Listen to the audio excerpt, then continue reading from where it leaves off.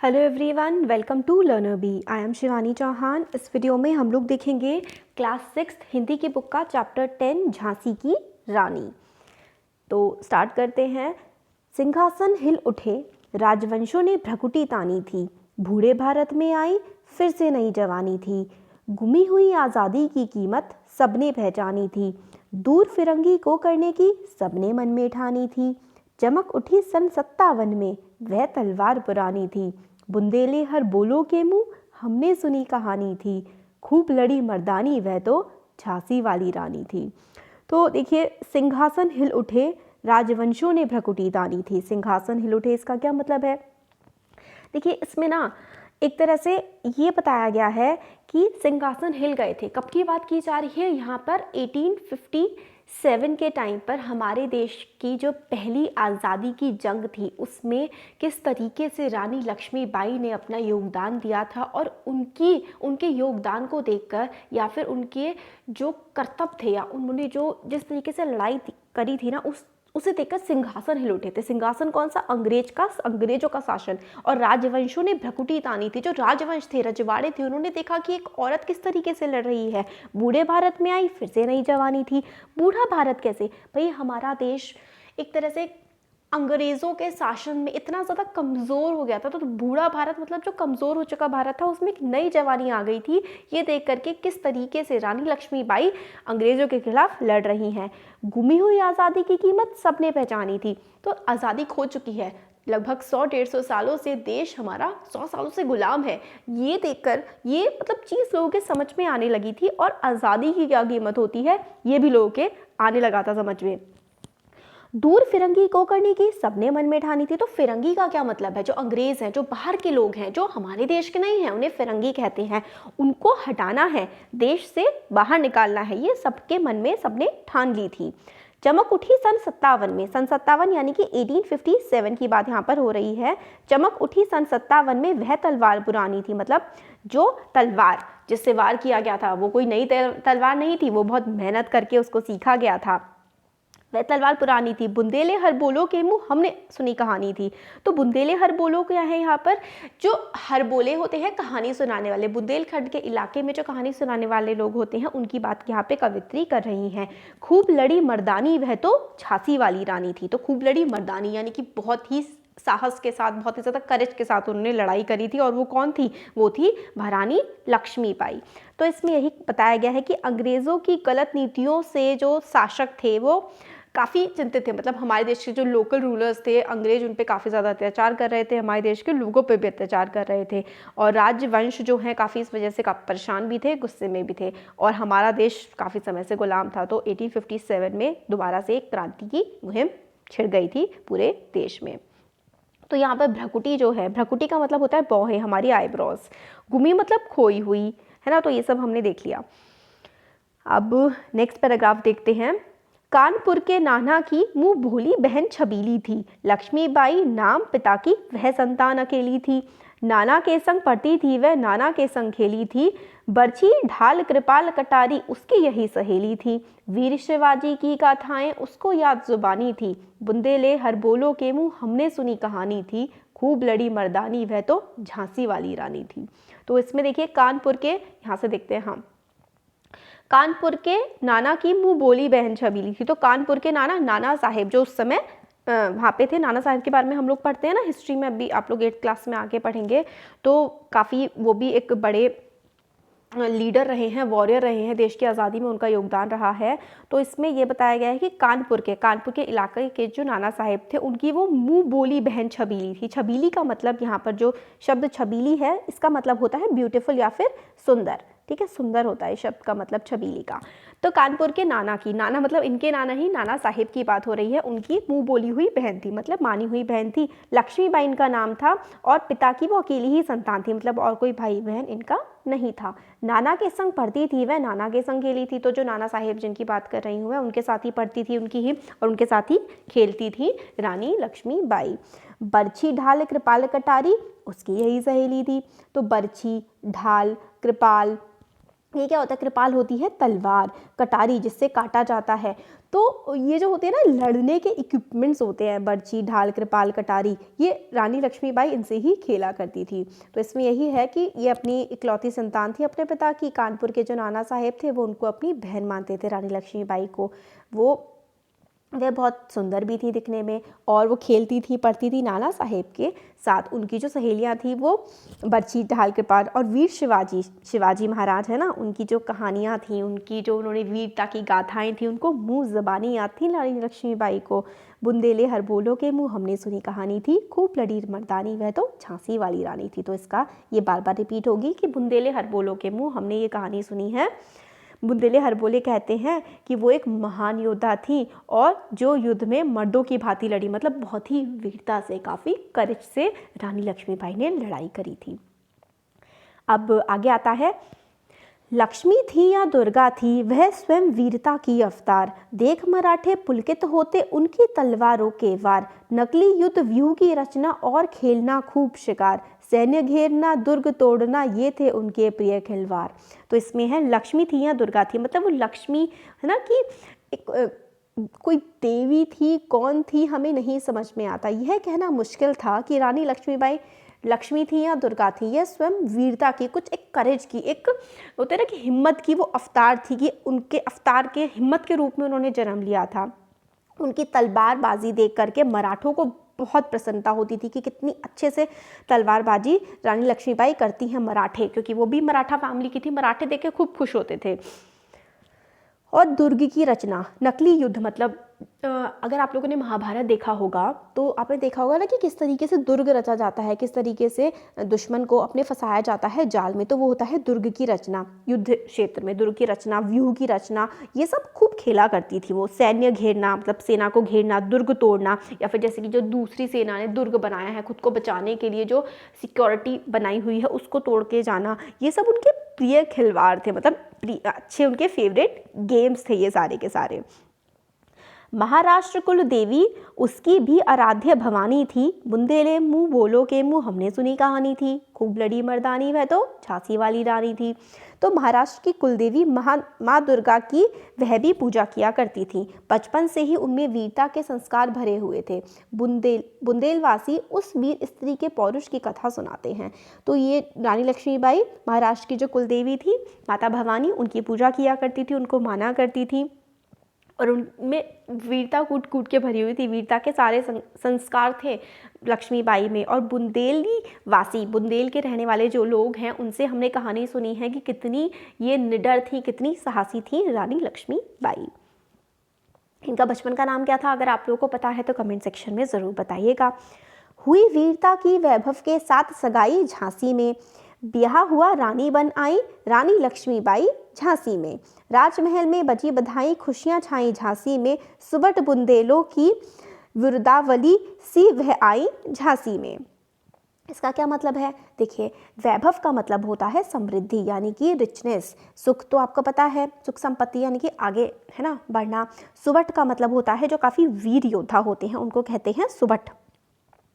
और विरुदावली यानी कि प्रशंसा और यश का गीत। विरुदावली जो प्रशंसा, हैप्पीनेस के जो गीत गाए जाते हैं, इसका ये मतलब है, अगर इसकी हम व्याख्या करें तो वीरता की प्रतीक रानी का विवाह सुख समृद्धि के प्रतीक झांसी के राजा गंगाधर राव के साथ हुआ। तो गंगाधर राव जो थे झांसी के राजा थे, उनके साथ रानी लक्ष्मीबाई का विवाह हुआ था, शादी हुई थी। राजमहल में जब रानी लक्ष्मीबाई की शादी हुई थी तो राजमहल में खुशियां छा गई थीं, बधाई के गीत गाए जा रहे थे। बुंदेलखंड के वीर योद्धाओं के यश का गीत जो दुनिया गाती है, रानी लक्ष्मीबाई उस गीत को चरितार्थ करने झांसी के महलों में आई। तो मतलब जो बुंदेल के जो गाते हैं ना गीत, की वहाँ के योद्धा का भी काफ़ी वीर होते हैं, वही वीरता रानी लक्ष्मीबाई भी उसी तरीके के वीरों की तरह रानी लक्ष्मीबाई आई थी वहाँ के महल में।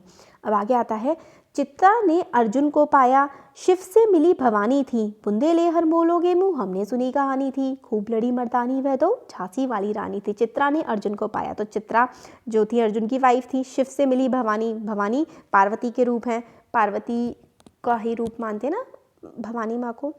तो जिस तरीके से शिव से भवानी मिली, चित्रा से अर्जुन मिले, उसी तरीके से रानी लक्ष्मीबाई भी अपने पति से गंगाधर से मिली थी। इसी तरीके से जब वो वहाँ गई थी तो बुंदेलखंड वासियों ने खूब खुशी के गीत गाए थे और खुशियाँ वहाँ पर मनाई गई थी जब उनकी शादी हुई थी। आगे आता है, उदित हुआ सौभाग्य, मुदित महलों में उजियाली छाई, किंतु काल गति चुपके चुपके काली घटा घेर लाई।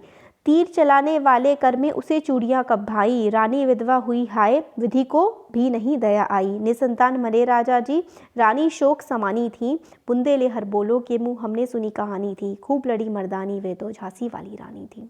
तो इसमें यह है, उदित का मतलब होता है उगना और सौभाग्य का मतलब होता है सुख, मुदित का मतलब होता है प्रसन्नता और उजियाली का मतलब होता है उजाला, कालगति मतलब होता है समय का चक्र और चुपके चुपके काली घटा घेर आई मतलब कुछ बुरा हो गया। और इसका ये मतलब है कि रानी लक्ष्मीबाई के जीवन में सौभाग्य का उदय हुआ। जब उनकी शादी हुई तो सब कुछ अच्छा हुआ, महलों में हर तरफ खुशहाली छाई हुई थी, सब कुछ काफ़ी अच्छा लग रहा था। लेकिन भाग्य को ये मंजूर नहीं था, समय का चरखा घूमा और जीवन में अंधकार उनके आ गया। रानी लक्ष्मीबाई के तीर कमान थामने वाले जो हाथ थे, जो तलवार थामते थे, तीर कमान से लड़ाइयाँ करते थे, उन हाथों को चूड़ियाँ भाई ही नहीं, उन हाथों में चूड़ियाँ रुकी ही नहीं और रानी विधवा हो गई और राजा जी की मौत हो गई और वो भी बिना संतान दिए। मतलब रानी लक्ष्मीबाई के कोई बच्चा नहीं हुआ, बिना संतान दिए ही राजा जी की मृत्यु हो गई, रानी विधवा हो गई। रानी के दुख की तो कोई सीमा ही नहीं रही। ईश्वर को भी उन पर दया नहीं आई। बुंदेलवासी हमें उस वीर और साहसी रानी की कथा सुनाते हैं। तो शादी के कुछ समय बाद ही राजा की मृत्यु हो गई, रानी लक्ष्मीबाई विधवा हो गई, उनकी कोई संतान भी नहीं थी।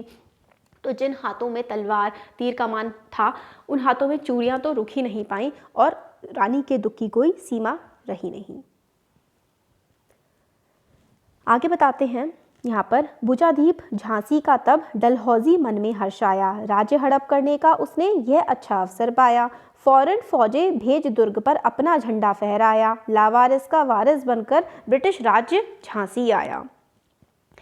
अश्रुपूर्ण रानी ने देखा झांसी हुई बिरानी थी, बुंदेले हर बोलो के मुँह हमने सुनी कहानी थी, खूब लड़ी मर्दानी वह तो झांसी वाली रानी थी।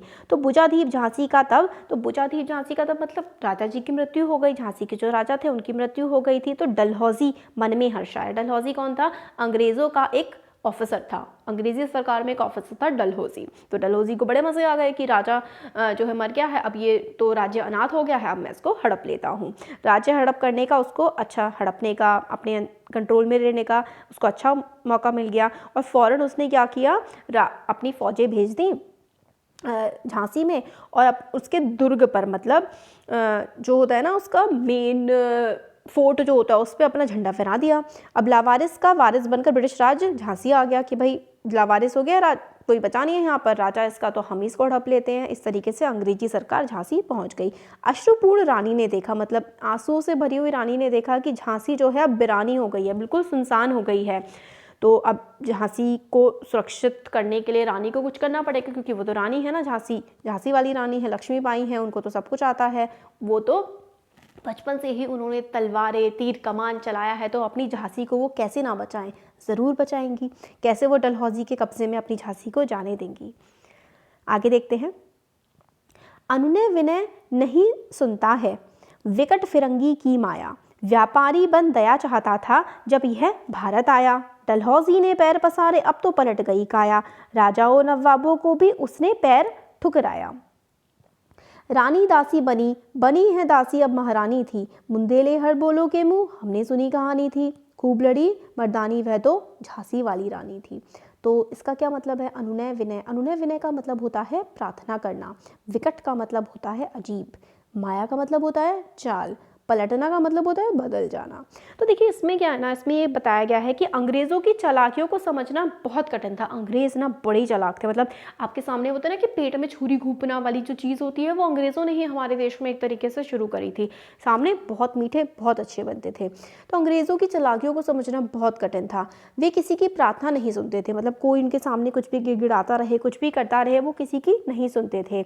जब वो व्यापारी बन के हमारे देश में आए थे ना, जब बिजनेसमैन बन के हमारे देश में आए थे, तो बिल्कुल हमारे सामने ऐसे गिड़गिड़ा रहे थे, हमारे देश के राजाओं के सामने दया मांग रहे थे कि किस तरीके से हमें यहाँ पे व्यापार करने दो, बिजनेस करने दो। लेकिन जैसे ही उन्होंने हमारे देश में पैर पसारे, धीरे धीरे हमारे देश के राजाओं को भी उन्होंने अपना बिल्कुल कुछ नहीं समझा अपने सामने। फिर डलहौजी ने जब देश में अपना राज्य विस्तार आरंभ किया, उसका स्वरूप बदल गया। मतलब पहले तो वो राजाओं के सामने, अंग्रेजी जो सरकार थी या अंग्रेजी व्यापारी थे, वो हमारे देश के राजाओं के सामने पहले तो गिड़गिड़ाया करते थे। फिर धीरे धीरे जैसे जैसे अंग्रेज स्ट्रांग होते गए हमारे देश में, फिर उनके अलग ही अंदाज हो गए, फिर राजाओं पे अपना हुक्म चलाने लगे, उनका स्वरूप बदल गया। राजाओं और नवाबों को भी वह अपने पैर की धूल समझने लगे, कुछ नहीं समझते थे राजाओं नवाबों को। नवाब और राजाओं की रानियां जो हैं, पहले वो रानियां थी, मतलब राजा की रानी थी, नवाब की थी ना, बेगमें थी, वो अब बिल्कुल दासियों के समान हो गई थी। और अंग्रेजी महिलाएं जो कि पहले दासियों की तरह रहती थी, अब महारानियां बन गई थी। तो समय किस तरीके से बदल गया था, यही हमें इसमें बताया गया है। और ये कहानी कहती हैं कि बुंदेले हर बोलो के मुँह इन्होंने सुनी थी, कवित्री ने। कहानी, छिनी राजधानी दिल्ली की, लिया लखनऊ बातों बात, कैद पेशवा था बिठूर में, हुआ नागपुर का भी घात।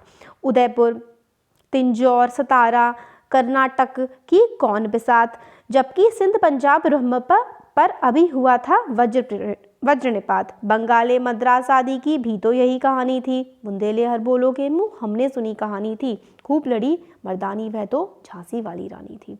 तो दिल्ली यहाँ पे, यहाँ क्या है, दिल्ली की बात हो रही है, दिल्ली की। घात का मतलब होता है धोखा देना, और वज्रनिपात मतलब भारी नुकसान हुआ था। तो देखिए इसका क्या मतलब है ना, कि अंग्रेज़ों ने राजधानी दिल्ली भी छीन ली थी, देखते ही देखते लखनऊ पर भी अधिकार कर लिया था। उन्होंने पेशवा को बिठूर, एक जगह है, बिठूर में कैद कर दिया था। जो पेशवा थे ना मराठों के, उनको बिठूर में अंग्रेज़ों ने कैद कर लिया था। नागपुर पर भी धोखे से उन्होंने अधिकार कर लिया अंग्रेज़ों ने। उदयपुर, तंजौर, सतारा, कर्नाटक भी उनके सामने नहीं टिक पाए थे अंग्रेज़ों के सामने। सिंध, पंजाब, ब्रह्मपुत्र पर भी उनके भीषण आक्रमण की मुसीबत आई। मतलब हर जगह हमारे देश के कोने कोने पर अंग्रेज़ जो है, क्योंकि अंग्रेज़ों के पास सुपीरियर वेपन्स थे, उनके पास हथियार बहुत ज़्यादा अच्छे थे हमारे देश के लोगों से, इसलिए वो जीतते जा रहे थे। तो चाहे कर्नाटक हो, उदयपुर हो, तंजौर, सिंध, पंजाब, ब्रह्मपुत्र वैली वाला रीजन, कुछ भी हो, कोई भी अंग्रेज़ों के सामने नहीं टिक पा रहा था। बंगाल, मद्रास आदि राज्यों की भी यही दशा थी, कोई उनके पास नहीं टिक पा रहा था। ये हम लोग कहानी सुनते हैं बुंदेले हर बोलो से। अब आगे बताते हैं। रानी रोई रनिवासों में, बेगम गम से थी बेजार, उनके गहने कपड़े बिकते थे कलकत्ते के बाजार। सरेआम नीलाम छापते थे अंग्रेज़ों के अखबार, नागपुर के जेवर ले लो, लखनऊ के 9 लखा हार। यूं पर्दे की इज्जत पर देशी की हाथ बिकानी थी। बुंदेले हर बोलो के मुँह हमने सुनी कहानी थी, खूब लड़ी मर्दानी वह तो झांसी वाली रानी थी। बच्चों बहुत बड़ा चैप्टर है ये, आगे का जो है ना नेक्स्ट वीडियो में देखते हैं, क्योंकि अगर मैं अभी बनाऊंगी ना तो आधे घंटे से भी ऊपर की ये वीडियो चली जाएगी। तो आगे देखते हैं नेक्स्ट वीडियो में। Thank you. Hello everyone, welcome to Learner Bee. I am Shivani Chauhan. इस वीडियो में हम लोग देखेंगे क्लास 6 हिंदी की बुक का चैप्टर 10 झांसी की रानी का ये जो पार्ट है, सेकंड है, क्योंकि काफ़ी बड़ी पोएम थी इसलिए 2 पार्ट में बनानी पड़ी। तो आगे का पार्ट हम लोग देखते हैं। पार्ट 1 हम लोग ऑलरेडी बना चुके हैं, आप लोग देख सकते हैं। तो यहाँ तक हम लोगों ने देखा था, यहाँ से, हाँ, कि महलों ने दी आग, यहाँ से रानी रोई रनिवासों में, बेगम गम से थी बेजार। तो ये वाला जो है, ये वाला पार्ट यहाँ पे हम लोग देखते हैं, इसमें इसका क्या मतलब है। तो देखिए, अंग्रेज़ों ने देसी राजाओं नवाबों का अपमान किया, मतलब जो हमारे देश के राजा थे, नवाब थे, इनका काफ़ी ज़्यादा अपमान किया था, काफ़ी ज़्यादा इनकी इंसल्ट की थी, जिससे रनिवासों में उनकी रानियाँ और बेगमें दुख से बेहाल होकर रोया करती थी। मतलब जहाँ पर रानियाँ थी, रानियाँ भी काफ़ी ज़्यादा रोया करती थी, परेशान थी। उनके गहने कपड़े कलकत्ता के बाज़ारों में बेचे जाते थे। अंग्रेज़ अपने अखबारों में खुलेआम उनके कपड़ों की, रानी राजाओं के कपड़ों की, उनके जेवरों की नीलामियाँ किया करते थे अपने अखबारों में। इस प्रकार पर्दे में रहने वाली भारत की इज्जत विदेशियों के हाथों में बेची जा रही थी। बुंदेले हर बोलो के मुँह हमने ये कहानी सुनी है कि मतलब किस तरीके से नागपुर के जो जेवर थे और लखनऊ के जो 9 लखे हार कहा जाता है, वो मतलब बेचे जा रहे थे, हमारे देश की इज्जत एक तरीके से जो अंग्रेज़ हैं वो बेच रहे थे। तो बहुत ही बुरा देश के साथ हो रहा था। और ये कहानी कहती है कवित्री कि हमने बुंदेले हर्बोलों के मुँह से सुनी है। कुटियों में थी विषम वेदना, महलों में आहत अपमान, वीर सैनिकों के मन में था अपने पुरखों का अभिमान। नाना दंदुपेत पेशवा जुटा रहा था सब सामान, बहन छबीली ने रणचंडी का कर दिया प्रकट आह्वान। हुआ यज्ञ प्रारंभ उन्हें तो सोई ज्योति जगानी थी। तो इसका क्या मतलब है, देखिए काफ़ी टफ सी है ना। कुटियाँ जो होती हैं, झोपड़ियाँ होती हैं, विषम वेदना का मतलब होता है बहुत ज़्यादा दुख, आहत होता है काफ़ी ज़्यादा घायल, काफ़ी ज़्यादा मतलब चोट लगना या घायल हो जाना। अपमान तो बेइज्जती होता है ना। पुरखों यानी कि जो पूर्वज थे, अभिमान प्राउड गर्व कहते हैं। रणचंडी यानी कि युद्ध की जो देवी होती हैं उसको रणचंडी कहते हैं। और आह्वान होता है बुलावा लगाना। तो देखिए इसका क्या मतलब है, मतलब समझ लेते हैं कि क्या था ना इसमें कि अंग्रेज़ों की जो नीतियाँ थी ना वो सब लोगों के मतलब पूरी तरीके से लोगों को, हमारे देश को बर्बाद कर दिया था। अंग्रेज़ों की नीतियाँ बहुत ज़्यादा ख़राब थी हमारे देश के लिए। झोपड़ियों में रहने वाले जहाँ गहरा कष्ट झेल रहे थे, जो गरीब थे वो बहुत ज़्यादा दुखी थे, कष्ट झेल रहे थे। वहीं महिलों में जो महल थे, अमीर लोग थे, वो काफ़ी ज़्यादा उनका अपमान किया जा रहा था। दूसरी ओर देश के जो वीर सैनिक थे और पूर्वज थे, उनका भी जो अपना अभिमान था ना, वो अभिमान के भाव से भरे हुए थे कि भाई जो सैनिक हैं और पुराने जो वीर हैं वो किस तरीके से अंग्रेज़ों के सामने झुक जाए, है ना, ये वाली भी बात थी। तो नाना धंदुपेत पेशवा उस समय युद्ध के लिए आवश्यक सामग्री जुटाने में लगे हुए थे। तो जो पेशवा थे वो जुटाने में लगे हुए थे सामग्री। उधर उनकी छबीली बहन यानी कि रानी लक्ष्मीबाई जो है खुलेआम रणचंडी का रूप धारण कर लिया था। मतलब पूरे उन्होंने खुलेआम कि अंग्रेज़ों के खिलाफ बगावत कर दी थी। इस प्रकार युद्ध का वह पावन यज्ञ शुरू हुआ जिसे देश और देशवासियों के हृदय की सोई हुई ज्योति को जगाना था। तो मतलब ये है कि अंग्रेज़ों के खिलाफ अब पूरा लड़ाई का आह्वान हो चुका था। अब आगे है, महलों ने दी आग, झोपड़ी ने ज्वाला सुलगाई थी, यह स्वतंत्रता की चिंगारी अंतर्मन से आई थी। झांसी चेती, दिल्ली चेती, लखनऊ लपटे छाई थी, मेरठ कानपुर पटना ने भारी धूम मचाई थी। जबलपुर कोल्हापुर में भी कुछ हलचल उकसानी थी। बुंदेले हर्बोलों के मुँह हमने सुनी कहानी थी, खूब लड़ी मर्दानी वह तो झांसी वाली रानी थी। तो इसमें क्या है कि इस क्रांति में पूरा देश भागीदार था। तो जो क्रांति थी, ये जो आंदोलन हुआ था, पूरे देश ने इसमें भागीदारी की थी। महलों में रहने वालों ने इस आग को रोशन किया था और झोपड़ी में रहने वालों ने इसकी लपटों को तेज किया था। महलों में रहने वाले यानी कि राजा महाराजा जो थे, इन्होंने जो आंदोलन था उसका नेतृत्व किया था, और जो झोपड़ी गरीब लोग थे उन्होंने इनका साथ दिया था और आंदोलन को और ज़्यादा आगे बढ़ाया था। स्वतंत्रता की चिंगारी देशवासियों के हृदय में समाई हुई थी। क्रांति की इस लहर, जो क्रांति की जो पूरी की पूरी लहर थी, ये दिल्ली से झांसी और लखनऊ, मेरठ, कानपुर, पटना, हर तरफ ये फैल गई थी कि भाई देश को आज़ाद कराना है। जबलपुर और कोल्हापुर में कुछ चिंगारियाँ भड़की थी। मतलब थोड़ा बहुत जो हमें देखने को मिलता है आज़ादी के लिए जो लड़ाई थी वो जबलपुर कोल्हापुर में भी हमें देखने को मिलती है। और ये कहानी हमने बुंदेले हर्बोलों से सुनी थी, ऐसा कवित्री कहती है। आगे है, इस स्वतंत्रता महायज्ञ में कई वीरवर आए काम, नाना धंधुपूत तातिया चतुर अजीमुल्ला सरनाम, अहमद शाह मौलवी, ठाकुर कुंवर सिंह, सैनिक अभिराम। तो देखिए इसमें ना अलग अलग नाम बताए गए हैं कि कौन कौन किस किसने लड़ाई करी थी। तो इसमें स्वतंत्रता के इस महान में मतलब इतना महान पर्व था, या फिर आप कह सकते हैं इतनी महान जो लड़ाई थी, बहुत लोग इसमें शहीद हुए।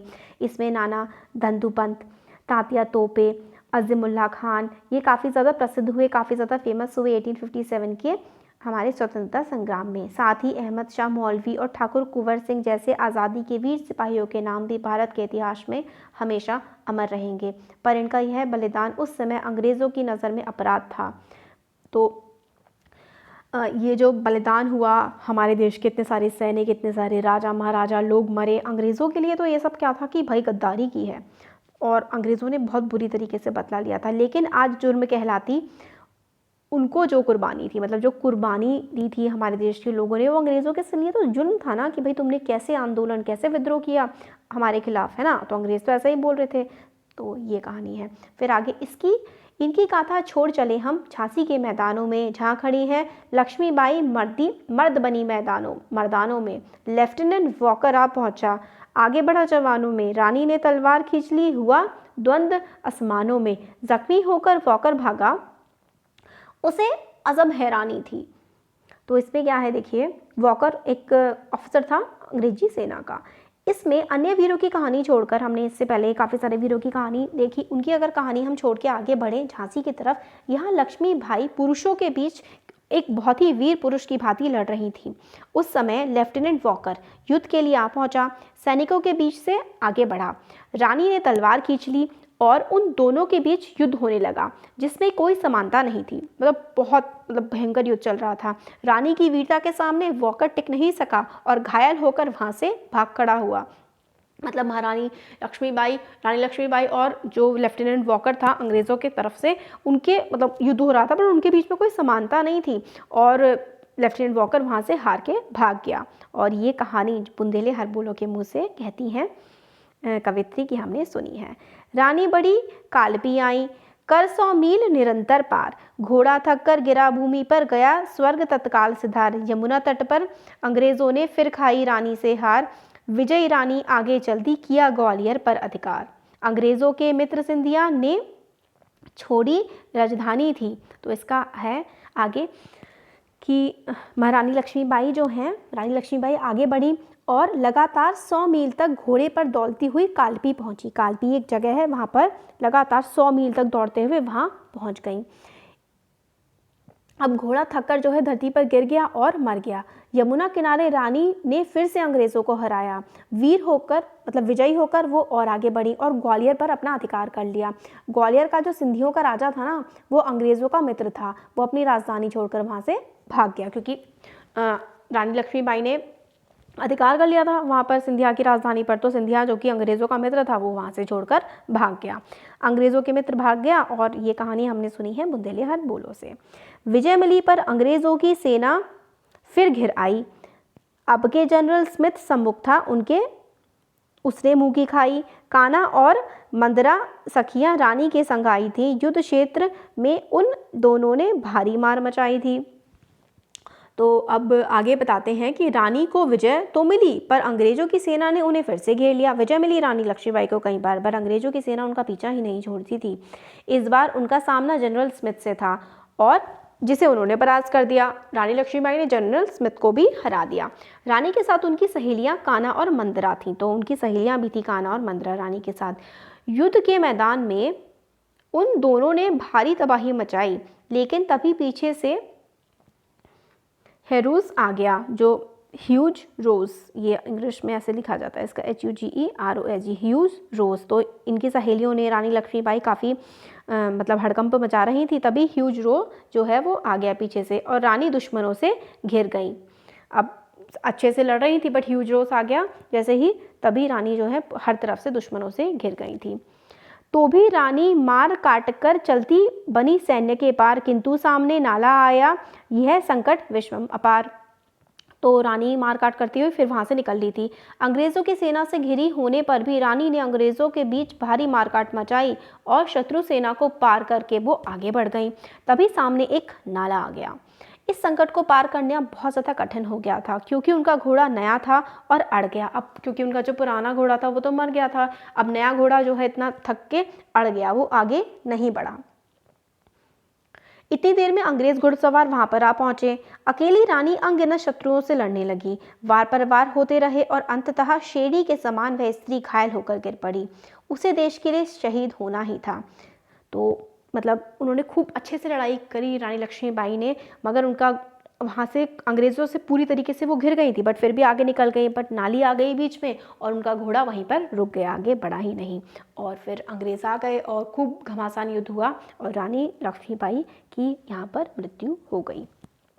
सिंघनी की तरह लड़ी वो बिल्कुल, मगर वीर गति को प्राप्त हो गई। रानी गई सिधार, चिता अब उनकी दिव्य सवारी थी। मिला तेज से तेज, तेज की वह सच्ची अधिकारी थी। अभी उम्र कुल 23 की थी, मनुज नहीं अवतारी थी। हमको जीवित करने आई, बन स्वतंत्रता नारी थी। दिखा गई पथ सिखा गई हमको, जो सीख सिखानी थी। अब इसमें ये बताते हैं कि रानी मृत्यु को प्राप्त हो गई। चिता पर उनकी अलौकिक यात्रा निकली, मतलब उनकी डेथ हो गई और इतना तेज था, मतलब उनकी चिता में एक अलौकिक ज़िंदगी उन्होंने जी थी। उनका तेज अग्नि के तेज से मिलकर आगे चला गया। वह सही अर्थों में तेज की अधिकारी थी। तेज का मतलब यहाँ पे आप कह सकती हैं ग्लो है, या फिर शक्ति को, एक स्ट्रेंथ को रिप्रेजेंट कर रहा है। और जिस समय रानी लक्ष्मीबाई की डेथ हुई उस टाइम उनकी एज सिर्फ 23 ईयर्स की थी। वो कोई साधारण मानुष, यहाँ पे मनुष्य है ना, साधारण कोई ह्यूमन, कोई नॉर्मल ह्यूमन नहीं थी। वो एक ईश्वर के अवतार की तरह थी, स्वतंत्रता की देवी थी। जो हमारे सोए हुए, हमारे अंदर जो सोया हुआ मनुष्य था कि हम देश के गुलामी झेल रहे थे, उसको वो जगा गई थी। वो हमें रास्ता दिखाकर गई, जो शिक्षा उनको हमें देनी थी वो दे करके चली गई थी। दिखा गई पथ सिखा गई हमको, जो सीख सिखानी थी, मतलब जो सीख उन्हें हमें देनी थी वो सीख सिखा करके हमें वो चली गई। अब हमें आगे लड़ना था। अब इसमें यहाँ से है दिखा गई पथ, ये वाला हो गया। अब जाओ रानी याद रखेंगे हम कृतज्ञ भारतवासी, यह तेरा बलिदान जगावेगा स्वतंत्रता अविनाशी। होवे चुप इतिहास लगे सच्चाई को चाहे वासी, हो मदमाती विजय मिटा दे गोलों से चाहे झांसी। तो इसका क्या मतलब है?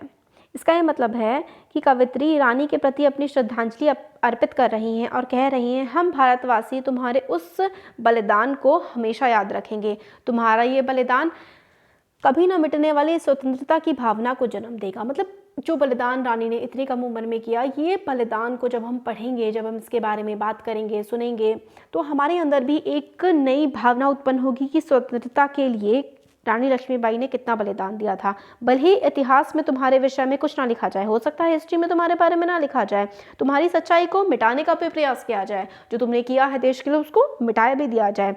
विजय में मस्त अंग्रेज भले ही गोले से झांसी का निशान मिटा दे, गोले से मतलब ग्लोब से, इस दुनिया से जो अंग्रेज जीत की खुशी में हो सकता है कि ग्लोब से झांसी का नाम तक मिटाने की कोशिश करें, लेकिन तू स्वयं कभी ना मिटने वाली निशानी है कि रानी लक्ष्मीबाई तुमने जो किया है वो मतलब इस दुनिया से मिट ही नहीं सकता है। तेरा कोई स्मारक बने या ना बने, तू स्वयं ही अपना स्मारक है, क्योंकि तेरी वीरता और तेरी गाथा अतुल्य है। रानी लक्ष्मीबाई की वीरता की यह कहानी हमने बुंदेलों के मुँह से सुनी है। तो सुभद्रा कुमारी चौहान ने एक पोएम लिखी है, एक कविता। वो कहती हैं कि रानी लक्ष्मीबाई आपने जो काम किए हैं वो कोई लिखे ना लिखे, इतिहास से शायद आपको मिटा दिया जाए, मगर जो आपने खुद से जो स्मारक अपना बनाया है, जो इज्जत लोगों के मन में आपने अपने लिए डाल दी है ये बलिदान दे करके, वो अतुल्य है, उसका कोई कंपैरिजन ही नहीं है, उसको कोई भी नहीं मिटा सकता। आपको हमारी यादों से कोई नहीं मिटा सकता है। तो ये जो पोएम है ये लिखी है सुभद्रा कुमारी चौहान ने, और काफ़ी अच्छी पोएम है, काफ़ी मतलब पेट्रियाटिक भावना, हमारे देशभक्ति की भावना हमारे अंदर भरने वाली ये कविता है। तो ये हमारे हो गए 2 पार्ट में बनी, क्योंकि काफ़ी बड़ी थी। तो अब हिंदी के ये वाली रह गया था ये वाला चैप्टर, बाकी सारे के सारे तो हो चुके हैं कंप्लीट चैप्टर्स। तो कैसा लगा वीडियो ज़रूर बताइए, अच्छा लगा तो लाइक करिए, चैनल को सब्सक्राइब करिए, अपने फ्रेंड्स के साथ भी इसको शेयर करिए। Thank you.